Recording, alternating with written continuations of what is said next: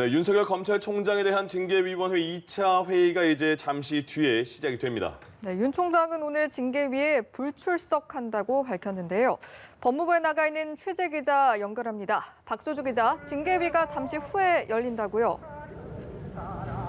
네, 윤석열 검찰총장에 대한 징계위 2차 회의가 잠시 뒤 오전 10시 30분부터 열릴 예정입니다.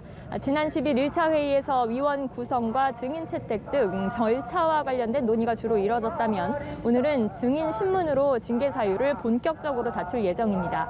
증인 신문 뒤에는 윤 총장 측의 최후 의견 진술, 징계위 의결이 기다리고 있어 오늘 결론이 날지 관심이 쏠리는데요. 윤 총장은 오늘도 참석하진 않을 예정입니다. 징계위의 절차적 흥결을 문제 삼고 있는 만큼 직접 출석해 징계위 권위에 무게를 실어줄 필요는 없다고 판단한 것으로 보입니다. 네, 회의 앞서 윤 총장 측에서 정한중 위원장 직무대행에 대한 기피 신청을 낼 예정이라고요? 네, 윤 총장의 특별 변호인은 오늘 회의에서 정한중 위원장 대행에 대한 기피 신청을 다시 낼 예정이라고 밝혔습니다. 윤 총장 측은 정 위원장이 지난달 24일 징계가 청구된 뒤 징계 청구자인 장관이 위촉한 인물이어서 공정한 심사를 기대하기 어렵다는 입장입니다.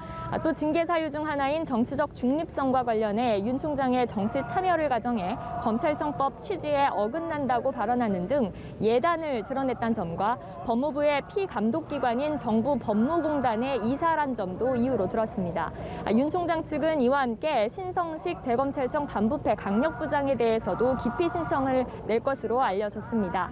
신 부장은 지난주 윤 총장 측이 기피 신청을 내지 않았던 유일한 인물인데 KBS의 채널A 수사 오보를 확인해준 당사자로 지목된 사실이 뒤늦게 알려져 기피 대상에 오른 것으로 보입니다.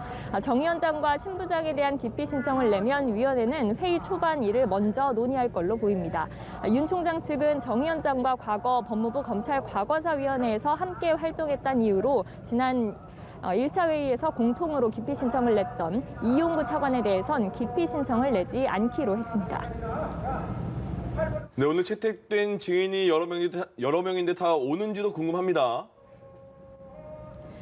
네, 앞서 채택된 증인은 윤 총장 측이 신청한 류혁 법무부 감찰관과 이성윤 서울중앙지검장 등 7명과 위원회가 직권으로 결정한 심재철 법무부 검찰국장 등 모두 8명입니다. 징계 청구 사유 중 가장 논란이 됐던 이른바 판사 문건과 관련한 증인이 4명으로 가장 많고 채널A 수사 방해 의혹도 주로 다뤄질 걸로 보입니다. 이들에 대한 출석은 강제는 아니어서 증인 8명 전부가 징계위에 모습을 드러낼지는 미지수입니다. 다만 불출석이 예상됐던 한동수 대검 감찰부장이 30분 전쯤 모습을 드러내 눈길을 끌었는데요. 어떤 증언을 할 것이냐는 취재진 질문에는 아무 답변을 하지 않았습니다. 정한중 위원장은 어제 언론 인터뷰에서 어떤 증인이 나오지 않느냐, 또 증인 신문이 언제까지 계속되느냐에 따라 회의가 속행할 수 있다고도 밝혔는데요. 이 때문에 오늘 출석한 증인의 수가 오늘 심의 시간에도 영향을 미칠 걸로 보입니다. 증인 신문 방식도 심의에 영향을 줄 것으로 보이는데요. 앞서 징계위는 증인에게 질문을 위원들만 할 수 있고 윤 총장 측은 직접 할 수 없다는 방침을 밝혀 윤 총장 측이 반발한 바 있습니다. 이에 대해 정 위원장은 질문 양이 많아 자신이 묻기 힘들 정도면 변호인에게 직접 신문하게 할 수도 있다고 말해 심의 절차의 정당성과 공정성을 둘러싼 논란이 더 불거지기도 했습니다. 지금까지 법무부에서 연합뉴스TV 박수주입니다.